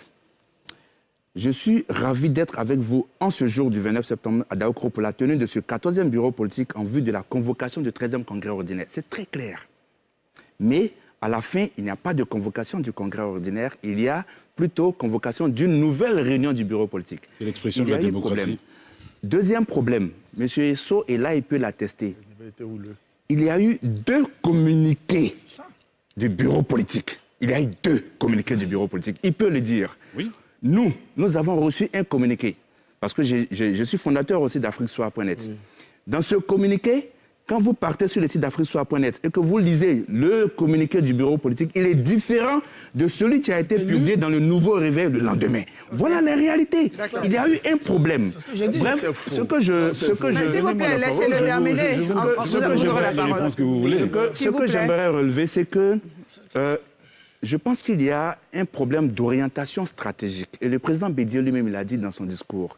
Il a demandé qu'il y ait un bilan des alliances en citant l'URHDP, la CDRP, que lui-même l'avait dirigé, et puis certains partenariats, je vais dire ça comme ça, avec Leader, avec l'AFD de Pascal Affi-N'Guessan et tout cela. Et il a dit dans son discours, il nous revient d'examiner le contenu, la portée et l'efficacité des rapprochements tissés sur le terrain avec les partis politiques à ce jour, et ce, afin de bâtir notre stratégie d'alliance. Cela veut dire quoi? Cela veut dire que pour les prochaines années, le président Bédié n'exclut rien du tout. Ni le retour RHDP, ni un renforcement de l'alliance avec l'opposition, rien du tout. Et en allant parler justement ce retour au RHDP. Mais je donne la parole à Jean-Yves Essoessi, la possibilité de répondre. Merci pour ce que vient de dire... André Sylvain Conon. Mon jeune frère ASK, il en a d'ailleurs largement profité, parce que je pense que c'est l'un des journalistes qui a le plus compris qu'il fallait qu'il fasse un coup journalistique pour vendre son journal. Puisque, à travers ce qu'il vient de dire, il a retenu uniquement une phrase et il l'a titrée dans son journal en disant « Le PDCI n'exclut pas de se rapprocher du RHDP ». Est-ce que c'est le cas ? Vous savez, il vient de le dire, il vient de le lire. Oui, le président a dit clairement qu'il fallait analyser les alliances pour faire le meilleur choix. C'est aussi simple que ça, en excluant aucune... C'est ce qu'André a dit. Voilà. Donc c'est possible. Bon, voilà, mais justement, donc lui, il a ressorti. Mais c'est pour ça que je dis qu'il a fait un coup journalistique. Je ne lui en veux pas. Et d'ailleurs, je l'ai félicité. Un peu d'autres. André n'a rien fait d'extraordinaire, il a lu le texte.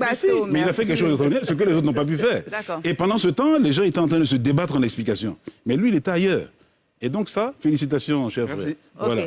Maintenant, pour répondre à mon ami Cuyo, vous savez, le mécanisme d'une présidence à vie. Mais vous n'avez pas répondu à André sur la question des 2 communiqués. Ah oui, non, mais on en vient. Non, il est d'accord. D'accord. Non, il y a eu 2 communiqués. Il est d'accord. Donc, pour répondre à M. Cuyo, effectivement, le mécanisme de la présidence à vie peut être tout à fait démocratique. Il suffit de faire un plébiscite renouvelé. C'est aussi simple que ça. Le plébiscite, c'est on veut que ce soit lui. Voilà, on applaudit, on le vote. C'est démocratique.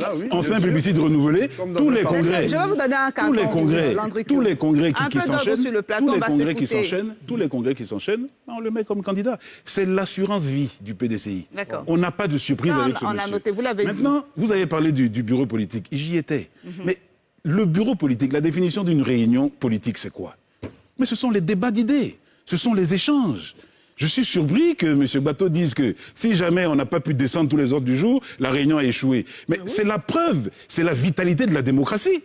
C'est la vitalité de la démocratie. Si on a supposé que le premier point doit durer 30 minutes, et que justement, cette vitalité-là fait que le premier point se prolonge. Une journée. Mais à un moment, Nous sommes démocratiques. Okay. On peut pas mettre un coup de hache et puis dire, bon voilà, on part dans ce sens, tout le monde doit être d'accord. C'est ça la vitalité du PDCI. Et moi, j'y étais. Alors, effectivement, il y a eu 2 communiqués. Mais c'est très simple. Il y a eu un premier communiqué. À la fin de ce premier communiqué, nous avons réagi. Voilà. C'est-à-dire que le PDCI, c'est pas un parti où il y a des dormeurs. On ne lit pas un communiqué final et puis terminé. Non, on a lu le communiqué final. Il y a eu des comment dire ça? Il y a eu non, je vais vous expliquer après. S'il vous plaît, il y a eu un peu de chahut, comme tu dis, effectivement. Donc, quand on a lu le communiqué, des gens n'étaient pas d'accord. Alors, puisque les gens n'étaient pas d'accord, on leur a donné la parole. Et quand ils se sont exprimés, c'était pertinent. Et étant donné que c'était pertinent, le président Bédié a dit « Ok, je vous entends, on va essayer de revoir et on va refaire un autre communiqué qui sera beaucoup plus... qui répondra à votre requête. » D'accord, on va aller C'est de la démocratie. Maintenant, mais pour finir avec M. ASK, malheureusement, on ne peut pas maîtriser tout le monde. Donc, effectivement, quand nous avons un communiqué de 18 pages et un autre communiqué de 4 pages, mais il y en a qui ont un malin plaisir à prendre le fichier numérique. Le PDCI, il faut le préciser. Ah oui, mais au sein de tous les partis, même au RHDP. S'il vous plaît, même au RHDP. Dans tous les partis. Comment vous pouvez maîtriser 2 millions de personnes?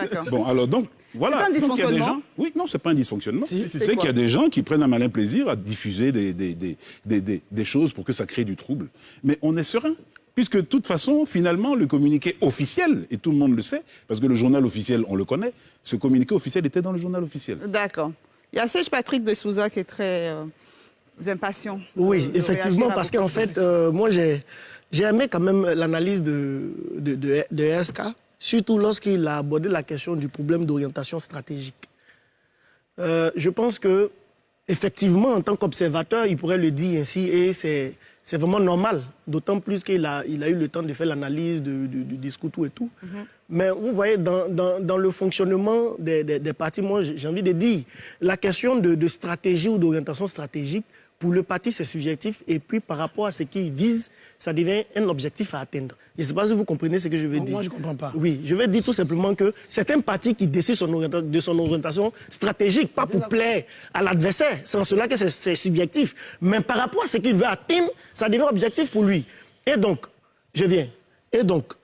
le PDCI est un parti politique qui n'est pas une entreprise privée. C'est normal que quand il y a un débat au cours d'une réunion et que des gens qui cotisent, qui payent les déplacements, qui viennent, qui sont militants, qui pensent que non, là je ne suis pas d'accord, effectivement, il faut écouter les gens, puisque c'est une association. Donc c'est normal qu'il y ait deux communiqués selon vous? Non. Sauf qu'il y a un communiqué qui est envoyé à la presse. Non, je dis, il n'y a pas eu deux communiqués, parce que le communiqué devient officiel à la fin du bureau politique, quand c'est fini, et qu'on dit c'est fini. Après, ça n'a pas été lu. Donc, pour finir, il y a eu un projet de communiqué, et puis à la fin, ils ont corrigé pour donner le communiqué final. Moi, je pense qu'il faut faire cette précision. S'il vous plaît, je vais rester sur ma gauche et ensuite je viens à droite. Comme ça vous permet de... Il va de son analyse, Oui, mais à la lecture du discours du président Bédié, il a été clair. Il a dit, vu que le prochain congrès est d'enjeu, a un enjeu énorme, il faut le préparer suffisamment. C'est pourquoi il a mis en mission différents organes du parti. Et il a précisé qu'il faut un bureau politique avant le 15 décembre pour harmoniser les différents rapports qui lui seront donnés.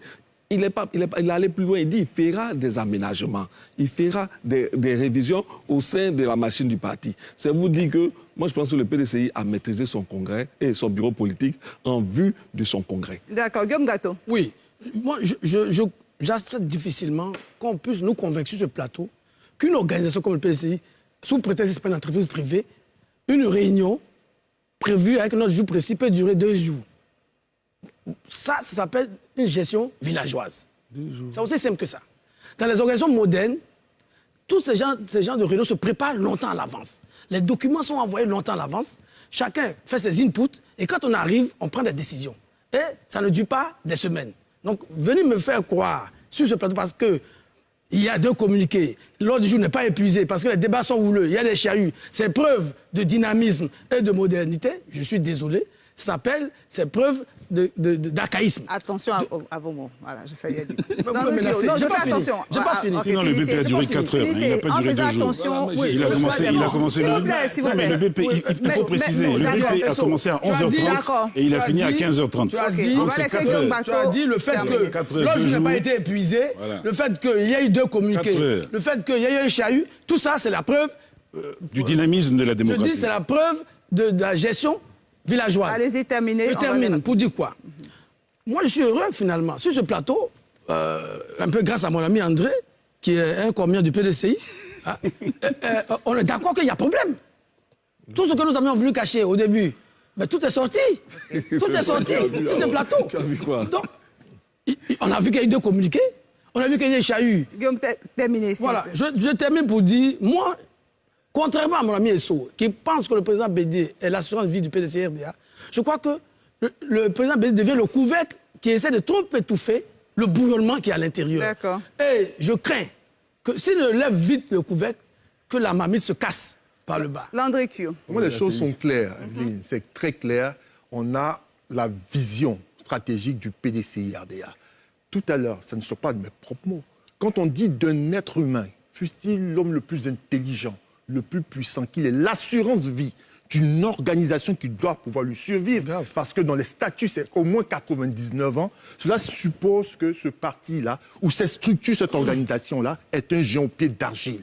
Ce n'est pas possible. Première chose, la première. Donc, du coup, Bédié, le président Bédié, pardon, est maintenu comme président du parti, et forcément, puisque l'enjeu de la présidentielle est encore plus grand, il sera donc celui-là qui va être porté.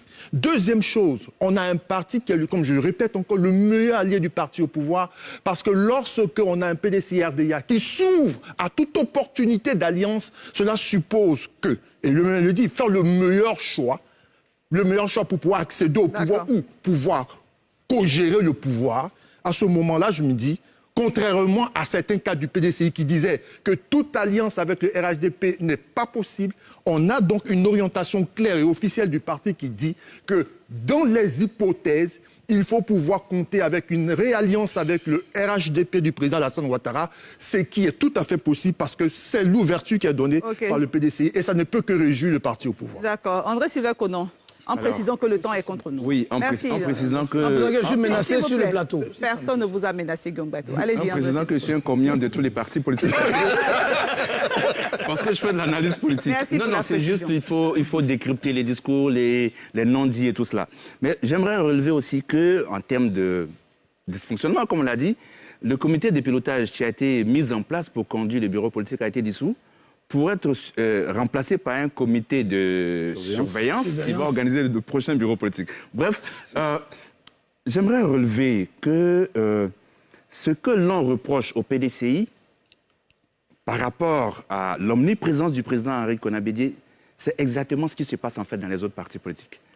Voilà, ça, il faut que... moi, je ne suis pas d'accord avec la présidence à vie, mais je note qu'aujourd'hui, au niveau du RHDP, je ne vois pas une autre personne aller être candidate contre on va pas refaire le débat. RHDP l'a dit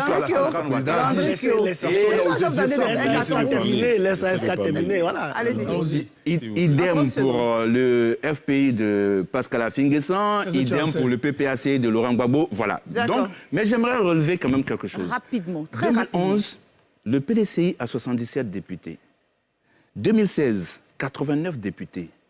Aujourd'hui, je vous parle, le PDCI a 67 députés. Donc c'est un parti qui recule. Et cela est aussi lié à certaines orientations stratégiques. Rappelez-vous l'appel de Daoukro. D'accord.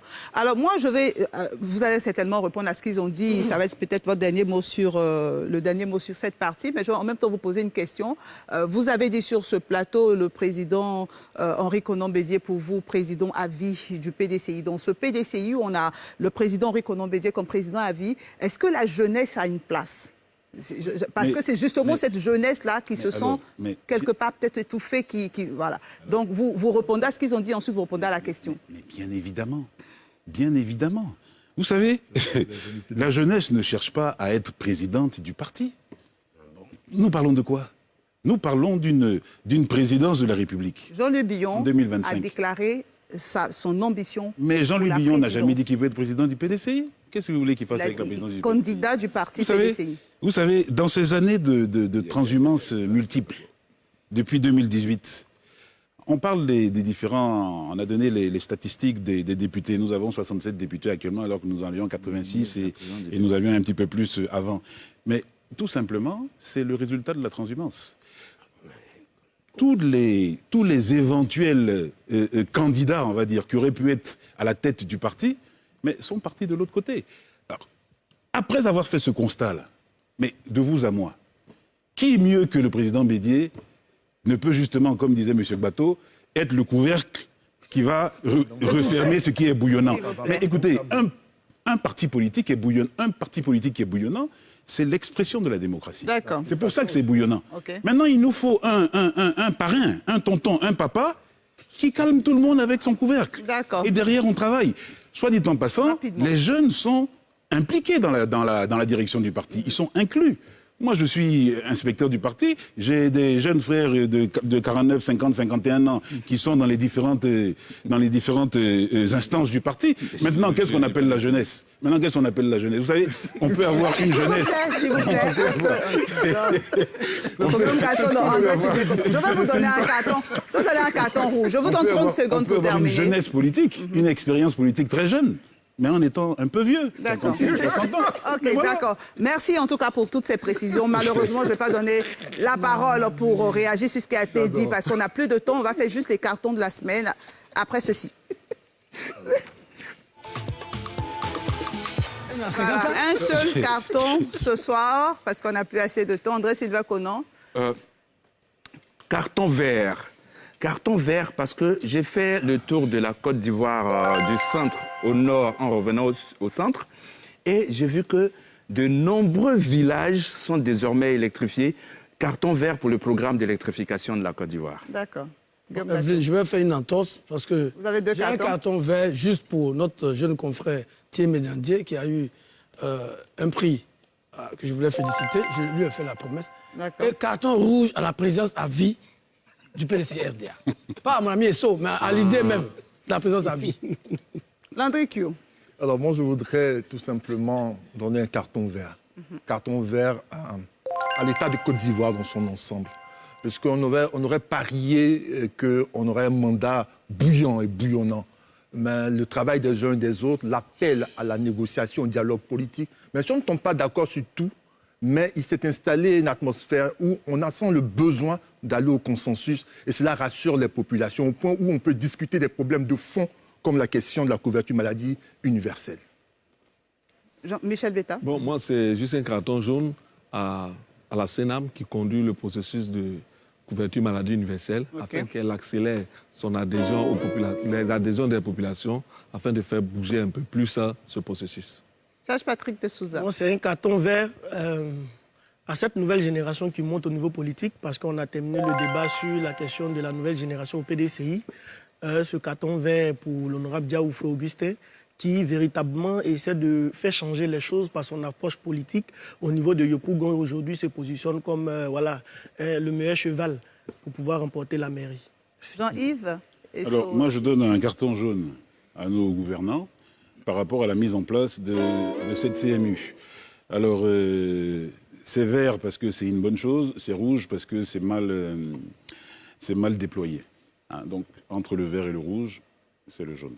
Merci. Et moi, je donne un carton vert à tous les téléspectateurs de NCI. Merci de votre fidélité. L'émission sera rediffusée demain à partir de 9h. J'aurai le plaisir de vous retrouver demain à 20h15 dans Focus Faits divers. Et NCI News sera l'affaire de Melinda Makissi à 19h50. Très bonne suite de programme sur la nouvelle chaîne ivoirienne. Et prenez soin de vous.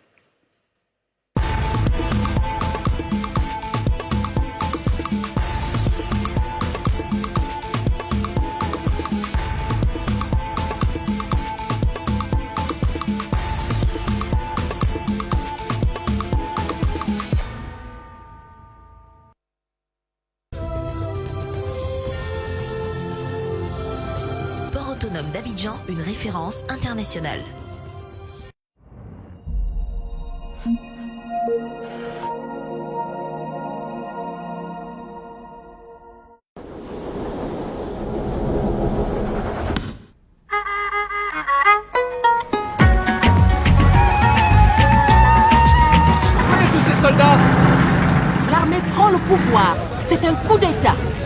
Reagan?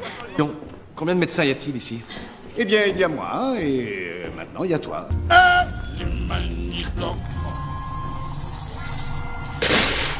Je trouve que vous n'avez pas le bon profil pour ce poste. Oui, je porte cet uniforme de général. Dans mon cœur, je suis un homme normal, comme vous. Ougandaoye!